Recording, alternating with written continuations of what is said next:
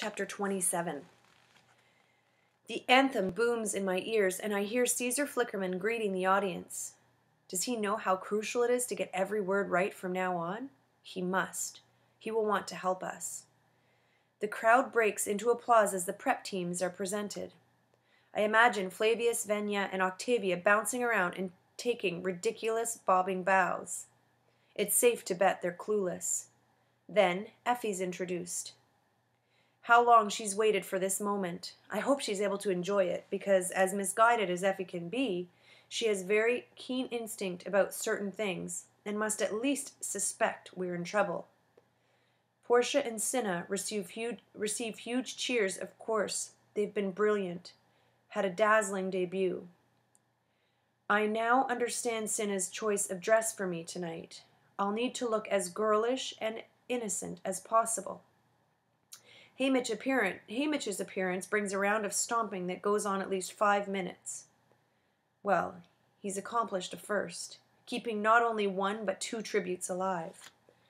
What if he hadn't warned me in time? Would I have acted differently? Flaunted the moment when the berries in the Capitol's face? No, I don't think so, but I could easily have been a lot less convincing than I need to be right now. Right now, because I can feel the plate lifting me up to the stage.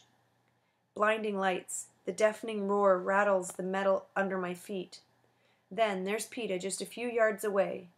He looks so clean and healthy and beautiful I can hardly recognize him. But his smile is the same whether in mud or in the Capitol, and when I see it, I take about 3 steps and fling myself into his arms. He staggers back, almost losing his balance, and that's when I realize the slim metal contraption in his hand is some kind of cane. He rights himself, and we just cling to each other while the audience goes insane. He's kissing me, and all the time I'm thinking, do you know? Do you know how much danger we're in? After about 10 minutes of this, Caesar Flickerman taps on his shoulder to continue the show, and Peeta just pushes him aside without even glancing at him. The audience goes berserk. Whether he knows or not, Peeta is, as usual, playing the crowd exactly right. Finally, Haymitch interrupts us and gives us a good-natured shove toward the victor's chair. Usually, this is a single ornate chair from which the winning tribute watches a film of highlights of the games.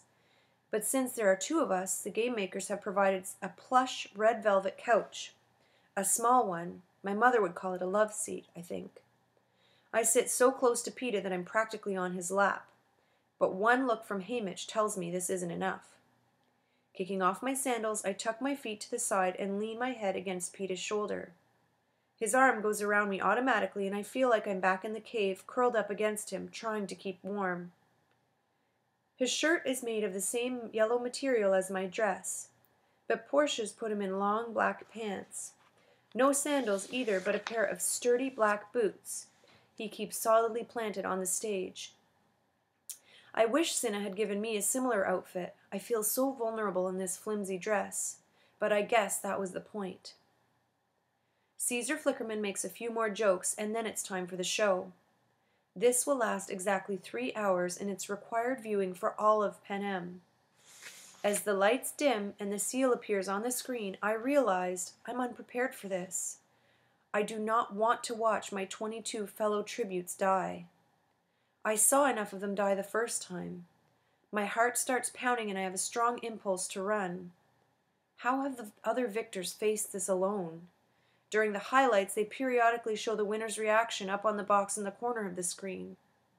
I think back to earlier years. Some are triumphant, pumping their fists in the air, beating their chests. Most just seem stunned. All I know is that the only thing keeping me on this love seat is Peeta, his arm around my shoulder, his other hand claimed by both of mine. Of course, the previous victors didn't have the Capitol looking for a way to destroy them. Condensing several weeks into 3 hours is quite a feat, especially when you consider how many cameras were going at once. Whoever puts together the highlights has to choose what sort of story to tell. This year, for the first time, they tell a love story. I know Peeta and I won, but a disproportionate amount of time is spent on us right from the beginning. I'm glad, though, because it supports the whole crazy in love thing that's my defense for defying the Capitol. Plus, it means we won't have as much time to linger over the deaths. The first half hour or so focuses on the pre-arena events, the reaping, the chariot ride through the Capitol, our training scores, and our interviews. There's a sort of upbeat soundtrack playing under it that makes it twice as awful because, of course, almost everyone on screen is dead. Once we're in the arena, there's detailed coverage of the bloodbath, and then the filmmakers basically alternate between shots of the tributes dying and shots of us. Mostly Peter, really. There's no question he's carrying this romance thing on his shoulders. Now I see what the audience saw, how he misled the careers about me, stayed awake the entire night under the tracker-jacker tree, fought Cato to let me escape, and even while he lay there in that mud bank, whispered my name in his sleep. I seem heartless in comparison, dodging fireballs, dropping nests, and blowing up supplies, until I go hunting for Rue. They play her death in full, the spearing, my failed rescue attempt, my arrow through the boy from District 1's throat, Rue drawing her last breath in my arms, and the song. I get to sing every note of the song. Something inside me shuts down, and I'm too numb to feel anything. It's like watching complete strangers in another Hunger Games. But I do notice they omit the parts where I covered her in flowers. Right, because even that smacks of rebellion. Things pick up for me once they've announced 2 tributes from the same district can live, and I shout out Peeta's name, and then they clap my hands over my mouth.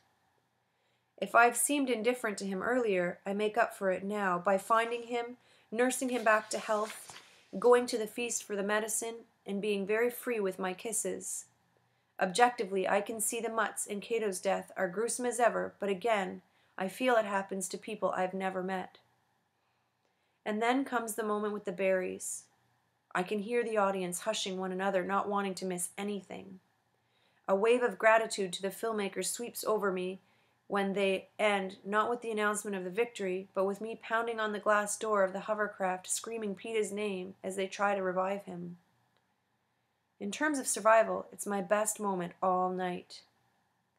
The anthem's playing yet again as we rise as President Snow himself takes the stage, followed by a little girl carrying a cushion that holds the crown. There's just one crown, though, and you can hear the crowd's confusion. Whose head will he place it on? Until President Snow gives it a twist, and it separates into 2 halves. He places the first around Peeta's brow with a smile. He's still smiling when he settles the second on my head, but his eyes, just inches from mine, are as unforgiving as a snake's. That's when I know that even though both of us would have eaten the berries, I am to blame for having the idea. I'm the instigator. I'm the one to be punished.